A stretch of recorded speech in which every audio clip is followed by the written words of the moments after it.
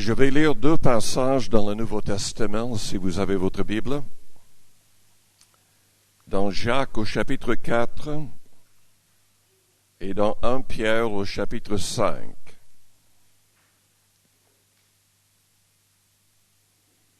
C'est vers la fin de la Bible. Jacques 4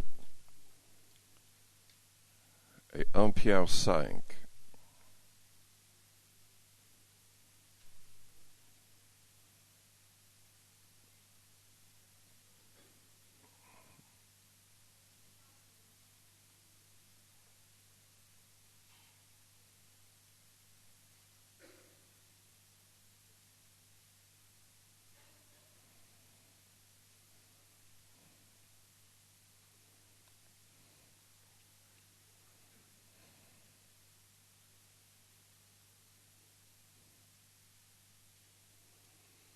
Jacques 4 au verset 4. Adultères que vous êtes, ne savez-vous pas que l'amour du monde est inimitié contre Dieu? Celui donc qui veut être ami du monde se rend ennemi de Dieu. Croyez-vous que l'Écriture parle en vain? C'est avec jalousie que Dieu chérit l'Esprit qu'il a fait habiter en nous. Il accorde au contraire une grâce plus excellente. C'est pourquoi l'Écriture dit « Dieu résiste aux orgueilleux, mais il fait grâce aux humbles. » Soumettez-vous donc à Dieu, résistez au diable, et il fuira loin de vous. Approchez-vous de Dieu, et il s'approchera de vous. Nettoyez vos mains, pécheurs, purifiez vos cœurs, hommes irrésolus, sentez votre misère, soyez dans le deuil et dans les larmes, que votre rire se change en deuil et votre joie en tristesse. Humiliez-vous devant le Seigneur et il vous élèvera. Ne parlez point mal les uns des autres frères.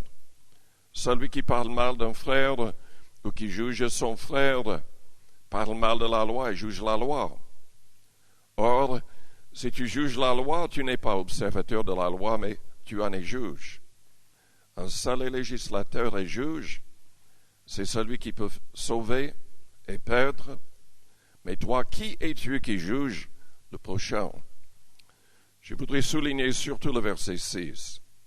Dieu résiste aux orgueilleux, mais il fait grâce aux humbles. Dans 1 Pierre, au chapitre 5, au verset 1er,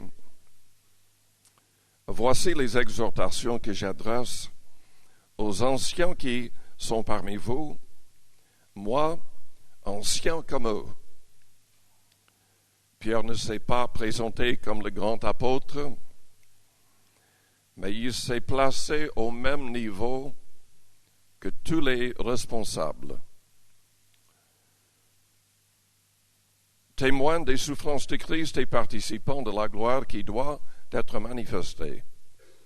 Passez le troupeau de Dieu qui est sous votre garde, non pas contrainte, mais volontairement, selon Dieu, non pour un gain sordide, mais avec dévouement, non comme dominant sur ceux qui vous sont échus en partage, mais en étant les modèles du troupeau. Et lorsque le souverain berger paraîtra, vous obtiendrez la couronne incorruptible de la gloire. De même, vous qui êtes jeunes, soyez soumis aux anciens, et tous dans vos rapports mutuels, revêtez-vous d'humilité, car Dieu résiste aux orgueilleux, mais il fait grâce aux humbles. Humiliez-vous donc sous la puissante main de Dieu, afin qu'il vous élève au temps convenable. Et déchargez-vous sur lui de tous vos soucis, car lui-même prend soin de vous. Prions le Seigneur avant d'aller plus loin. Père Céleste, nous te louons, nous te bénissons. Que cette parole pénètre nos cœurs et nous transforme. car nous voulons attirer la bénédiction. Nous voulons que ta puissance soit manifestée dans nos vies, que tu agisses au travers de nous. Nous ne voulons pas qu'il y ait des obstacles. Seigneur, nous voulons que toute l'Église, que toutes les personnes dans l'Église soient bénies pleinement. Délivre-nous de tout orgueil. Montre-nous comment nous humilier devant toi et devant les autres pour avoir la bénédiction. Au nom du Seigneur Jésus-Christ. Amen. Combien de personnes ce soir voudraient la bénédiction? Vous ne voulez pas la malédiction. Humiliez-vous si vous voulez la bénédiction. Humiliez-vous. Quelqu'un a dit, mais l'humilité, c'est difficile à cerner. Si on dit qu'on l'a, on ne l'a sûrement pas. Mais Dieu veut qu'on soit humble. L'orgueil est le plus grand danger qui guette l'Église, les pasteurs et les chrétiens en général. C'est ce qui ferme les portes. C'est ce qui attire la malédiction. Parce que vous savez, nous aurons toujours le diable et ses démons contre nous. Mais si on permet que l'orgueil entre dans nos cœurs, dans nos vies, nous aurons aussi Dieu contre nous. Car la Bible dit, Dieu résiste aux orgueilleux, mais il fait grâce aux humbles. Vous savez, quand la Bible dit quelque chose deux fois, dans deux lettres différentes, c'est que c'est important. C'est quoi être humble? C'est le fait, selon un homme de Dieu de notre siècle, c'est le fait de nous voir comme Dieu nous voit. Comment est-ce que Dieu nous voit? La Bible dit que tous les hommes, sans exception, sont pécheurs. Que le cœur de l'homme est tortueux et méchant. La Bible dit qu'il n'y a aucun juste, pas un seul. Voilà comment Dieu nous voit. Et selon la Bible, sans Christ dans notre cœur, dans notre vie, les hommes sont condamnés.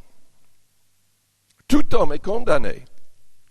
Oh, il y aura le jugement dernier, mais uniquement pour montrer combien Dieu est juste en condamnant les coupables. La seule personne dans l'univers qui peut sauver les hommes, c'est notre Sauveur, le Seigneur Jésus-Christ. Lui qui a été tenté comme nous en toutes choses, sans commettre de péché, et qui s'est donné à notre place pour nos fautes. Nous devons nous humilier si nous voulons la puissance de Dieu manifester pleinement dans et au travers de nos vies. Si nous voulons une pleine bénédiction, si nous voulons que notre Église locale soit bénie, c'est indispensable qu'on s'humilie davantage. Nous devons nous voir comme Dieu nous voit. En d'autres termes, nous devrions vivre dans un état de repentance.